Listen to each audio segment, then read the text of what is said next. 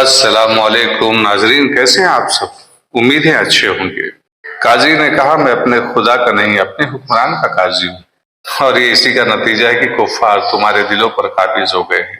शादबक ने कहा, ईमान फरोश हुक्मरान का काजी भी ईमान फरोश होता है। तुम जैसे काजियों और मुनस्सिफों ने उम्मत रसूल अल्लाह को यहाँ तक पहुँचा दिया है जहाँ हमारे उमरा और हुक्मरान अपनी ही बेटियों की असमतों से खेल रहे हैं।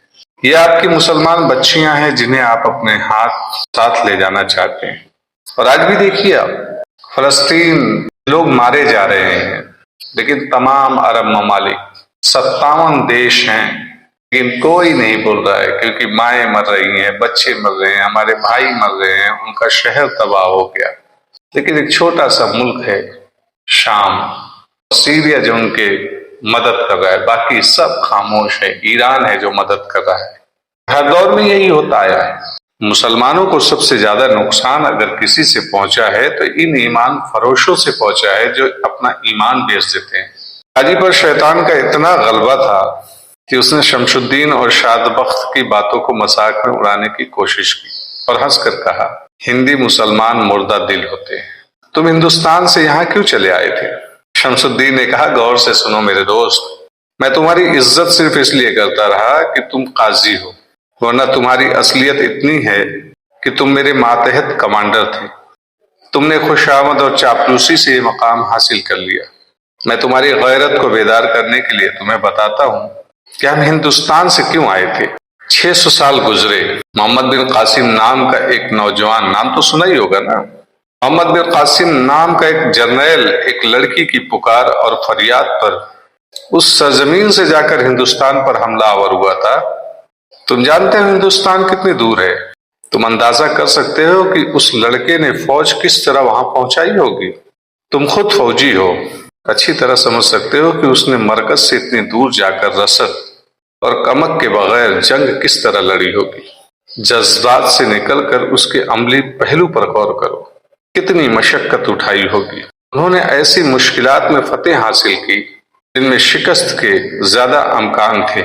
उन्होंने सिर्फ फतेह ही हासिल नहीं की, हिंदुस्तानियों के दिलों पर कब्जा किया और किसी जुल्म तशद्दुद के बगैर उस कुफ्रिस्तान में इस्लाम फैलाया। फिर वो ना रहे जिन्होंने इतनी दूर जाकर एक लड़की की असमत का इंतकाम लिया, इस्लाम का नूर फैलाया था, से उठ गए और वो मुल्क उन बादशाहों के हाथ आया जो मुजाहिदीन के काफिले में थे ही नहीं। मुफ्त में मिल गया मुल्क, और जिसे मुफ्त में मिल जाए उन्होंने वहां वही हरकतें शुरू कर दी जो आज यहाँ हो रही है। इसी तरह मुसलमानों पर गालिब आते गए, जिस तरह यहाँ सलेबी गालिब आ रहे हैं, मसीही गालिब आ रहे हैं, यहूदी गालिब आ रहे हैं। सल्तनत इस्लामिया सिकुड़ने लगी और जब हम जवान हुए तो उस सल्तनत की जड़ें भी खुश्क हो चुकी थी, जिसे मोहम्मद बिन कासिम और उनके गाजियों ने खून से सींचा था। मुसलमान हुक्मरानों ने अरब से रिश्ता तोड़ लिया। हम दोनों भाई, जिनके खानदान को अस्करी रिवायत से पहचाना जाता था, वहां से मायूस होकर यहाँ आ गए। मुसलमानों की एलची बनकर आए थे, टूटे हुए रिश्ते जोड़ने आए थे।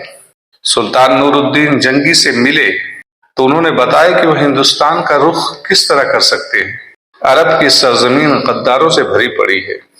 नूरुद्दीन जंगी मरहूम दूर के किसी मुहाज पर इसलिए नहीं जाते थे कि उनकी गैर हाजिरी में इधर बगावत हो जाएगी, इससे सलेबी फायदा उठाएंगे। हमें ये देखकर अफसोस हुआ कि हिंदुस्तान में जो गद्दार हैं, जो गैर हैं, मुसलमानों के किरदार पर गालिब आ गए। हाँ, मसीही गालिब आ गए हैं, यहूदी गालिब आ गए हैं।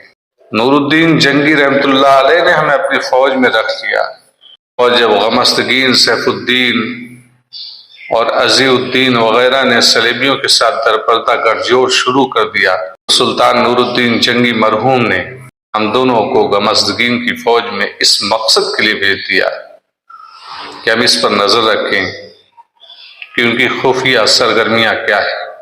काजी इब्नुल खाशिब ने तंजिया कहा, यानी तुम दोनों जासूस हो। शमशुद्दीन ने कहा, मेरी बात समझने की कोशिश करो। तुम देख रहे हो कि हमारे मुसलमान उमरा उस मर्द मुजाहिद के खिलाफ लड़ रहे हैं जो इस्लाम को सलेब के अज़ाइम से महफूज करना चाहते हैं। آج کا ایلچی بہت خطرناک پیغام لایا ہے۔ اس نے پیغام سنا کر کہا، گمستگین پر تمہارا اثر ہے، تم اسے روک سکتے ہو۔ تم اگر ہمارا ساتھ دو تو آج گمستگین کو اس پر قائل کرے کہ وہ غداروں کے ساتھ اتحاد کرنے کے بجائے سلطان صلاح الدین ایوبی کے ساتھ مل جائے، ورنہ اسے ایسی شکست ہوگی جو اسے ساری عمر قید خانے میں بند رکھے گی۔ اس سے پہلے میں تم دونوں کو قید خانے میں بند کرواتا ہوں۔ ابن الخاشب نے کہا، دونوں لڑکیاں میرے حوالے کر دو۔ وہ اٹھ کر اس کمرے کی طرف جانے لگا جس میں لڑکیاں تھیں۔ شادبخت نے اسے بازو سے پکڑ کر پیچھے کھینچا اور کہا، کہاں جا رہے ہو؟ اس نے شادبخت کو دھکا دیا۔ شادبخت نے اسے منہ پر اتنی زور سے گھونسا مارا کہ وہ پیچھے کو گرا۔ شمس الدین وہاں کھڑے تھے۔ انہوں نے اپنا ایک پاؤں اس کے شہرک پر رکھ دیا، پیٹھ پر رکھ دیا، اور ایسا دبایا کہ تڑپ کر بے حس ہو گیا، اور دباتے ہی چلے گئے۔ وہ چلاتا رہا کہ مجھے چھوڑ دو، مجھے چھوڑ دو، میں کچھ نہیں کروں گا۔ لیکن ایمان فروشوں کی باتوں کو سننا اس وقت بیکار تھا۔ اسے ایک دو گھونسے اور مارے گئے، اس کے بعد اس کے گردن کو دبا دیا گیا، پیر سے وہ مر گیا۔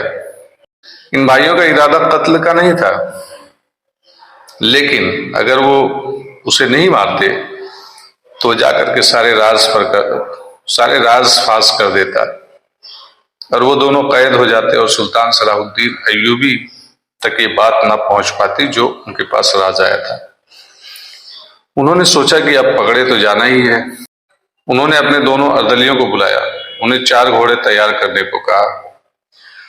گھوڑے تیار ہو گئے تو انہوں نے 2 گھوڑوں پر دونوں لڑکیوں کو بٹھایا، اردلیوں کو تلواریں اور تیر کمان دے کر دوسرے گھوڑے پر سوار ہونے کو کہا، اور شادبخت ان کے ساتھ گئے اور قلعے کا دروازہ کھلوا کر ان 4 کو بھاگ جانے کو کہا۔ انہوں نے یہ ہدایت دی تھی کہ سلطان ایوبی کی فوج تک پہنچ جائے۔ انہوں نے ان دونوں اردلیوں کو تفصیل سے بتایا، ساری چیزیں سمجھائی کہ گمستگین کا منصوبہ کیا ہے۔ 4 گھوڑے باہر نکلتے ہی سر پر دوڑ پڑے۔ انہوں نے سمجھایا کہ جا کر کے سلطان صلاح الدین ایوبی سے ملنا ہے اور ان سے کیا کہنا ہے۔ 4 گھوڑے باہر نکلے، سر پر دوڑ پڑے۔ معلوم نہیں کیا سوچ کر وہ واپس آ گئے۔ دونوں بھائیوں کو بھی نکل جانا تھا۔ گمستگین جاگ کر آ چکا تھا۔ اس نے ایلچی کو دیکھا تو اس سے پوچھا کہ وہ کون ہے اور کہاں سے آیا ہے۔ اس نے بتا دیا، مگر وہاں لڑکیاں نہیں تھی جو وہ تحفے کے طور پر لایا تھا۔ شمس الدین اور شادبخت نے کہا کہ لڑکیاں جا چکی ہیں کیونکہ مسلمان تھی۔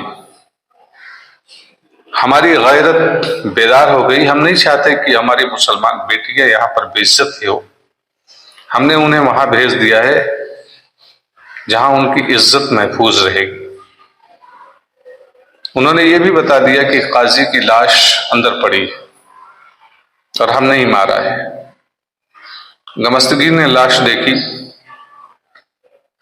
ایلچی دوسرے کمرے میں ان دونوں بھائیوں کی وہ باتیں سن رہا تھا جو وہ قاضی ابن الخاشب سے کر رہے تھے۔ گمستگین جل اٹھا، غصے میں آ گیا۔ اس نے سالار شمس الدین